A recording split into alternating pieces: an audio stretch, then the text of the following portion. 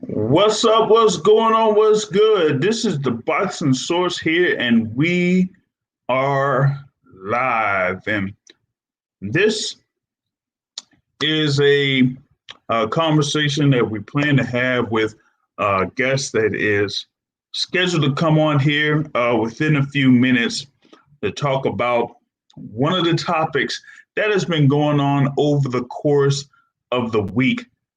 We had the pay per view that was on Triller last Saturday, headlined by Mike Tyson versus Roy Jones Jr. And within that particular fight card, we had, a fight that featured Jake Paul going up against Nate Robinson. We all know what ended up happening in that particular fight, and there has been a lot of fallout coming out of that particular fight. Second round stoppage or knockout, basically, by Jake Paul over Nate Robinson.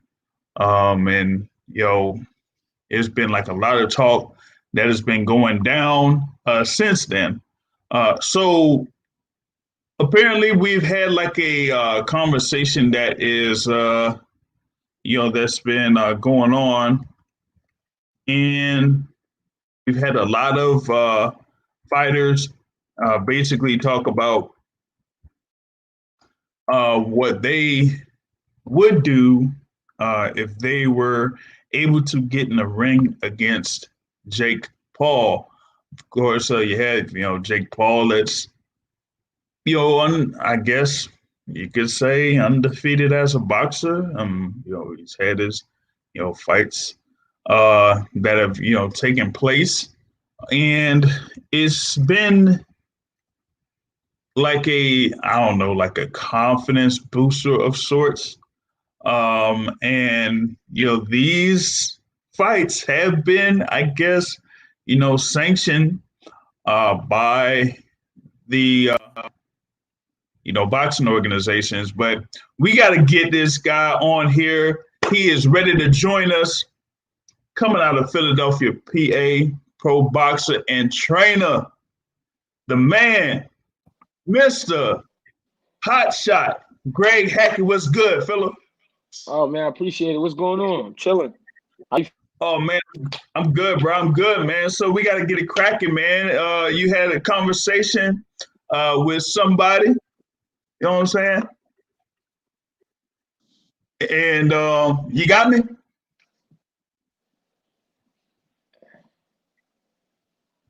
You got me on audio, Greg? Yeah, I can hear you now. All right, gotcha. So you had a conversation with somebody, and they were talking real spicy over the social media waves, man. Just go into that little bit.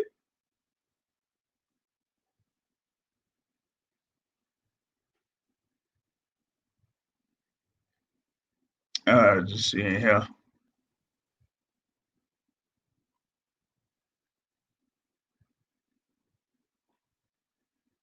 I'm trying to check something with connection on now. That's what happened. All right. You got me back?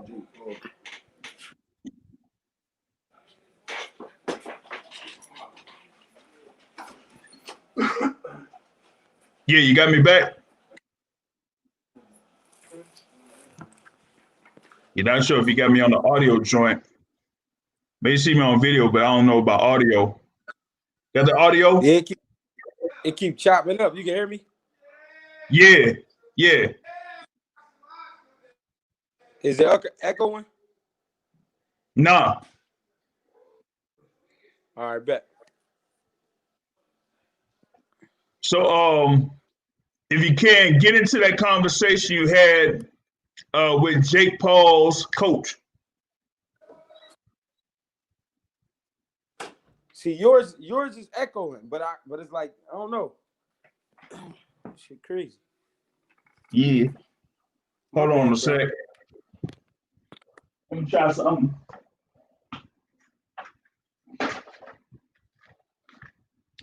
Do something here real quick. This might help.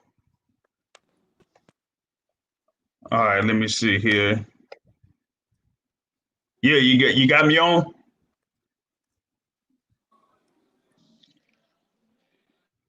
Yeah. All right.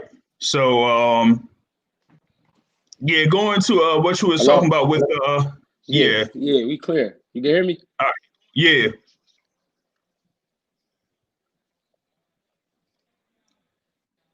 So you talking Yeah. about all right, so So listen, the Jake Paul shit, of course we yeah.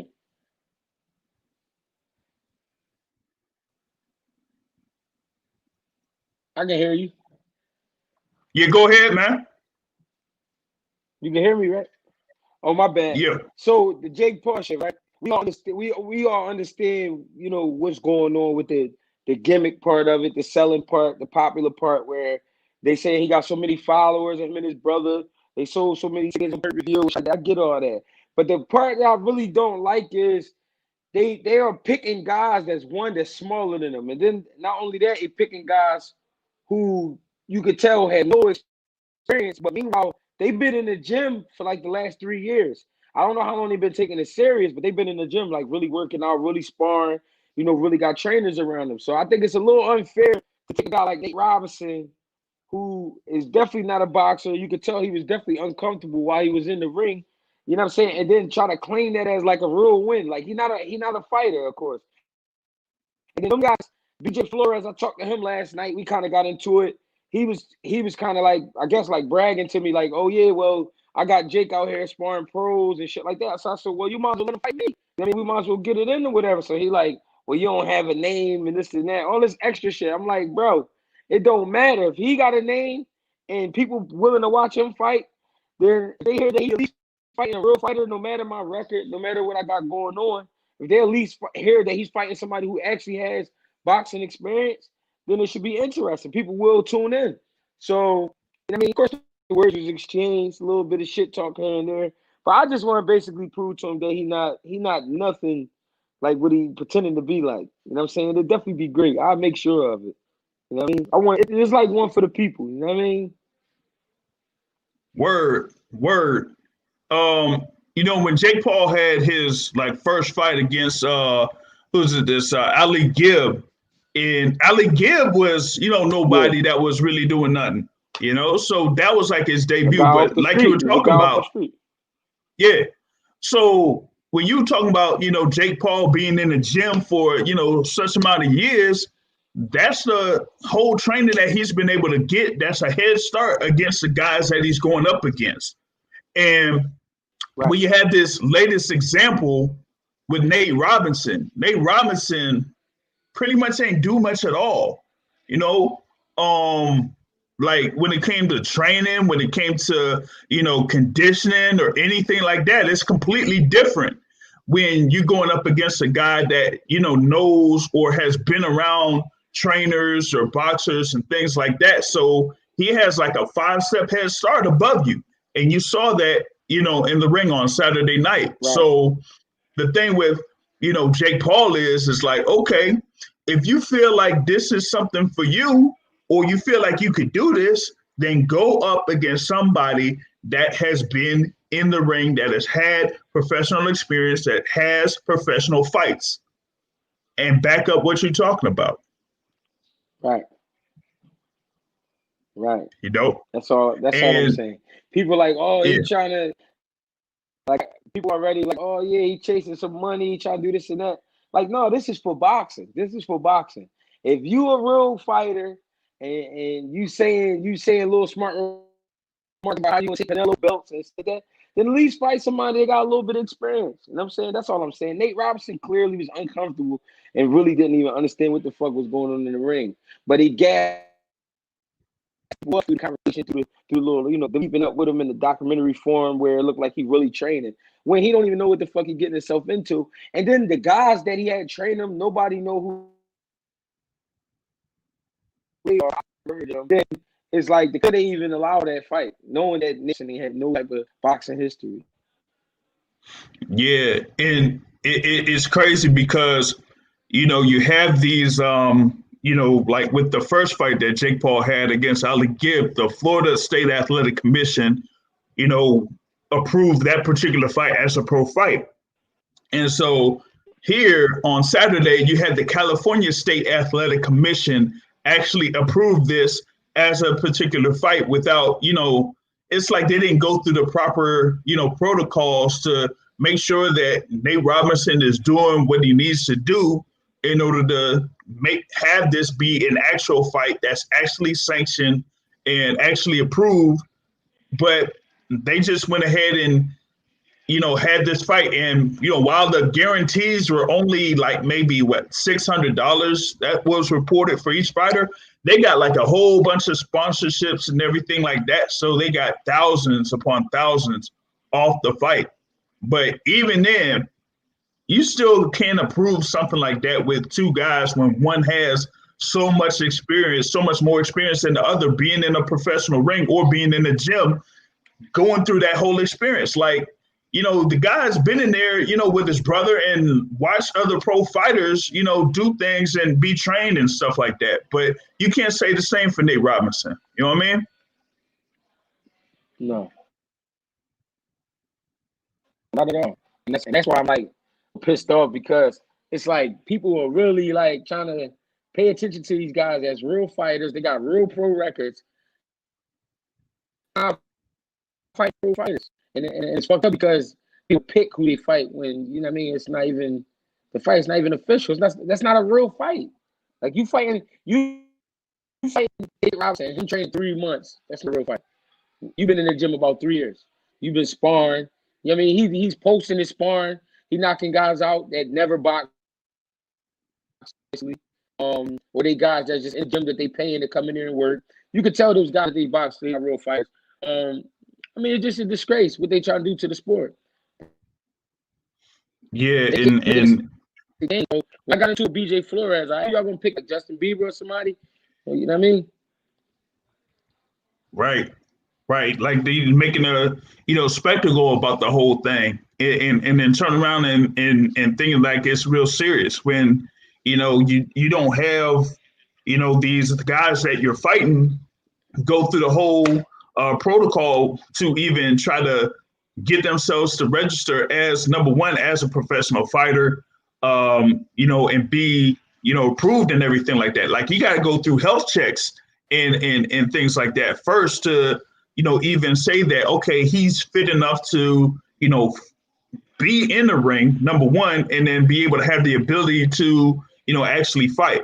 Like this is kind of different than like say like when Conor McGregor, actually stepped in the ring against Floyd Mayweather, like he's had some type of fighting experience being in mixed martial arts, but you can't say the same thing about Nate Robinson. Yeah, he's played football. Yeah, he's played basketball, but he hasn't been in any type of ring in any type of combat sport. That's completely different.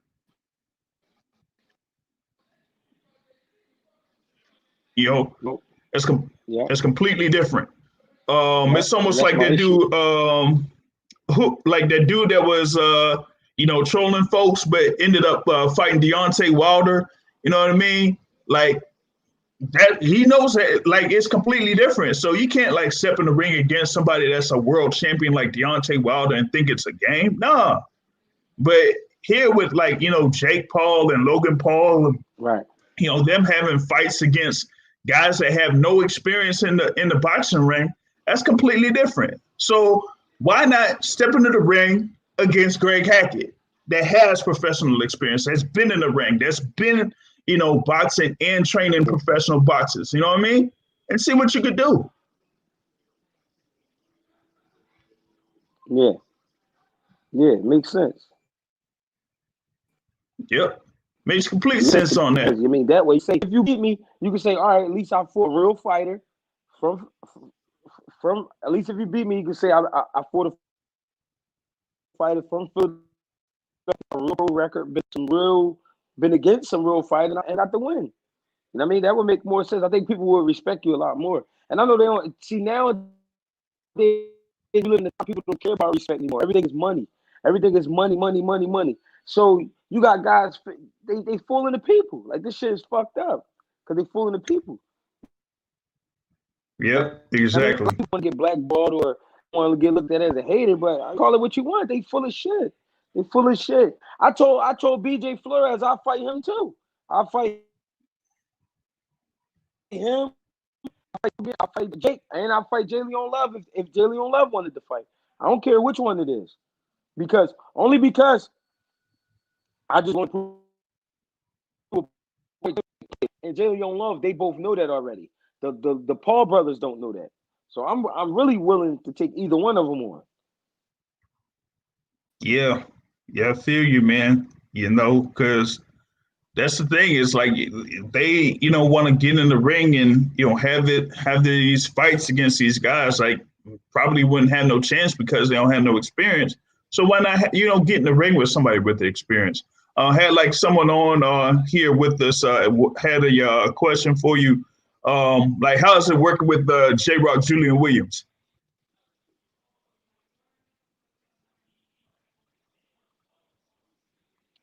Oh man, that was Julian. He's surprising. I mean, because he's a real professional. I mean, of course you know that part, but when I say surprising, it's because his style is real militant. He has a real militant style, but there's a lot of things that he actually does. There's a lot of things that he's well. I think he hasn't shown the boxing world yet, and I think that's going to be coming real soon. Like, I enjoy working with Jay. Takes information with respect, takes it without disrespect, and without taking it to heart and feeling bad about himself. And I think I want a whole new J-Rock. You know what I'm saying? But with the same attitude, but just a little more flavor, a little more finesse. Yeah, gotcha. J-Rock, was preparing for, a fight against Dennis Hogan, but that had to be, rescheduled, due to things with COVID tests and whatnot.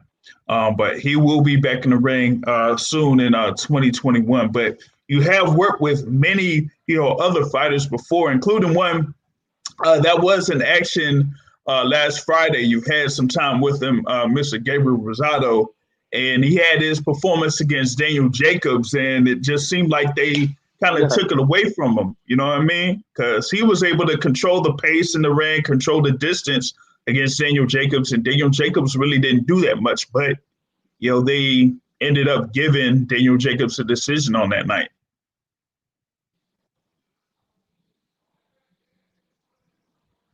Man, I honestly thought it was a draw, or either if you're going to give it to somebody, give it to Gabe.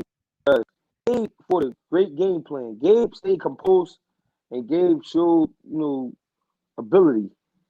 Jacobs was talking as if just Gabe Park. Like, it was going to be one of the easiest fights in his career. That's the way he was talking. Now, I can say this about both guys. It looked like the crowd, like they needed the crowd. It didn't look like that. Because they look a little like flat, they look a little hesitant, they was a little bit too much in their head. And at the time, I like the information that was coming from the corners, but what I didn't see from where you like, yo, finish this fight, like, close it big, like make sure we winning these rounds. I think both corners had great information, but it was like they was real common. Fighters real common, and because it's there's barely anyone in there, it's real quiet, and they had a lot of time to to figure shit out. But I felt like with a crowd, it would have been a lot more. It would have been that. I mean, the fight wasn't it was a lot boring to a lot of people, but to me, I say a little boring because it was still exciting to see Gabe in there with Jacobs. But I like to see more action. Jacobs, on his mind, he's perfect, and he didn't have to do much, which was bullshit. And I kind of like there was unfair, man, because Gabe, Gabe he went in there for the great fight. It was a great fight. Yeah, and it just was something where with Gabe being under the tutelage of Freddie Roach, he kind of showed what he could do as far as like being boxing and things like that. Like people were talking about this thing about, oh, Gabe, he ends up getting cut in this fights and all this type of stuff, but he knows how to box. And he was able to show that against Daniel Jacobs. Now he does, have, action fights against, like the Masi Selecki that was, over in Philadelphia last year. But, outside of that, he still knows how to, do things in the ring, whether it's in range or on the inside. And he showed that against Daniel Jacobs. For me, I just felt like Daniel Jacobs just didn't put any type of effort in that particular fight. And given, when I was talking to him, I was like, yo, you have this fight that could be where you could have a shot against like Billy Joe Saunders next year. So you want to at least, do something impressive in this particular fight. And he didn't do that. And now, as far as like a potential fight against, Billy Joe Saunders, like I don't see why anyone would kind of like want to see that fight. So I felt like Gabriel Rosado gained a whole lot more off of that fight than Daniel Jacobs did.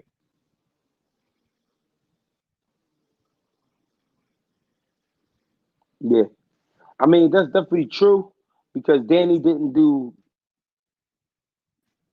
half of what he said he was going to do, but Gabe did the opposite of what everybody thought was going to happen. So he definitely automatically get the credit. The thing is, I'm tired of seeing him lose that way. I'm seeing him lose decisions. I'm tired of seeing the guys really don't want it. And I know he would, because if he didn't want it, trust me, he wouldn't be there. He's had a not the best career, but circumstances, when you compare the circumstances to the situation where he's at now, he's done a great job for himself as a person and a fighter. So it's like he can stop now. People still know who he is. But I think he deserved that real shot, man, where he get that, the title. But he gotta really fight like a hungry dog, man, when the time comes. I did a good job boxing, but I say at the 7 rounds, he should have turned into a dog. Should have turned into a real dog. I think he would have took that fight. Gotcha. I feel you. Now, you had Brother Lawrence Williams kind of ask about, working with J-Rock, but, you're working with a few, other fighters out there as well. You've been involved in a couple of fights that have happened like over in Las Vegas, whether being a trainer or a chief second. So kind of like going to, a few other fighters that you're working with right now, other than J-Rock. So first, we got Paul Cruz, 8-0. Knockouts. His last fight was October 3rd. We actually was in LA for that fight on the PBC card. He fought Lucas Santa Maria. Lucas Santa Maria was just coming off a 10-round decision.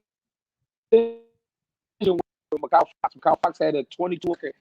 Paul fought him in a 10-rounder, his first 10-rounder at 7-0, and this kid definitely came to win. And he kept switching his stance. Hit Paul with a good body shot in the second round, a good liver shot. Paul rolled it out for the rest of the round. Came out boxing, looked good, looked sharp. Let's move on to the next one. As of lately, the last 2 fights in Las Vegas was Rasheem Jefferson Jr., who's 3-0. He fights at 122 to 126 pounds. Right now, he's 11. A good boxer. Definitely got dog in him, but I think with the rounds going on and on, it'll be a little better stopping guy. He was out there, but also with Josephat Ortiz, he's 7-0. I think with 1-0 contest or 1 draw with about 4 knockouts. Real surprising. Like my first, once the fight starts, you understand why he's undefeated, very hungry. And it's a few more, man. I'm just staying busy. That's all. Staying busy. Yeah, I feel you. You got, those 3, fighters there with, Jefferson and Ortiz. And like you said, Paul Crawl, the Punisher, that, had his recent fight against Lucas Santa Maria. And, that was, a good fight, between those two that Paul Crawl was able to pull off. And it's kind of seemed like he's in the works to try to get another fight in, I guess within the next couple of months or so. So we may see Paul Crawl back in action pretty soon. Now I think that he was in the gym with Danny Garcia, while Danny Garcia was in preparation for his fight that's coming up Saturday against Errol Spence Jr. for the unified welterweight titles. So that's some good work that Paul Crawl is able to get in with an experienced fighter like Danny Garcia, there being in the Philadelphia area. You know what I mean?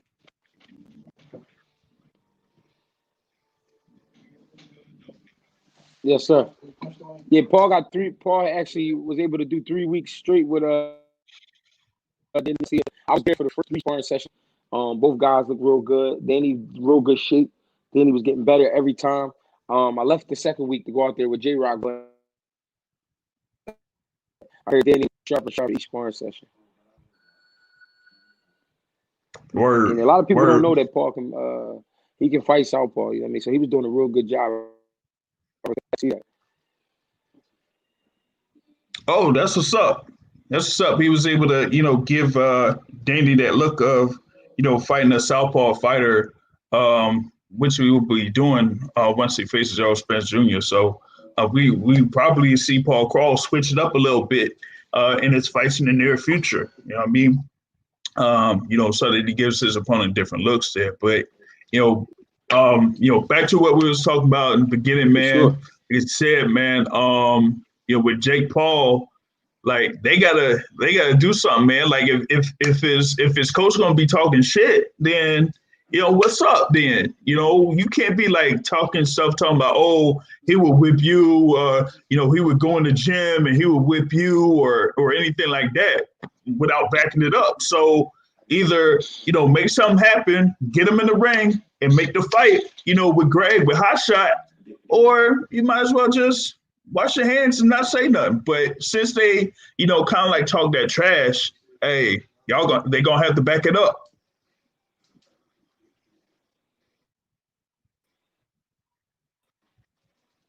Yeah, I mean, what they're gonna do is they're gonna keep trying to find guys that got a little bit of a name that seems aggressive, who may not know nothing about fighting. But hopefully we get the opportunity.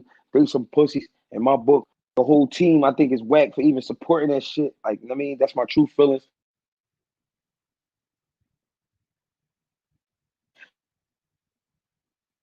So I'm not taking the words. Hope situation. I might even think about it, but I want to fight him.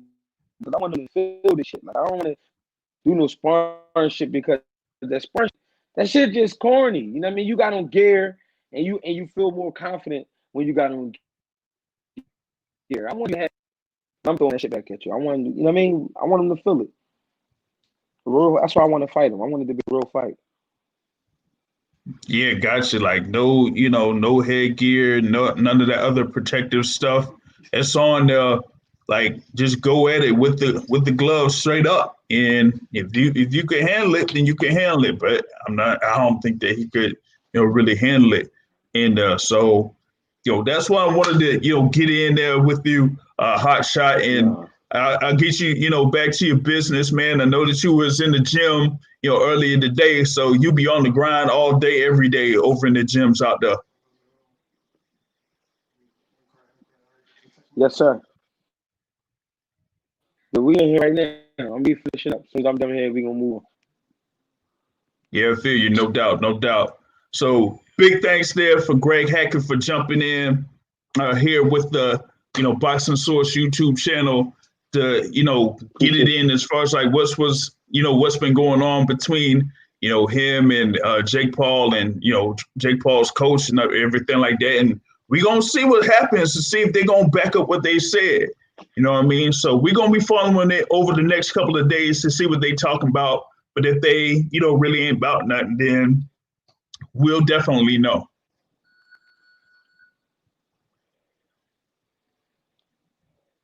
Appreciate you. All right, no doubt. So until next time, folks, we'll be back at it on the Boxing Source YouTube channel. And we also have the podcast live Sundays at 7:30 p.m. Eastern time, live on Blog Talk Radio and on this YouTube channel. So y'all check it out. But until next time, I'm out. Big up to Greg Hackett for joining in, and I'll catch y'all later. Peace.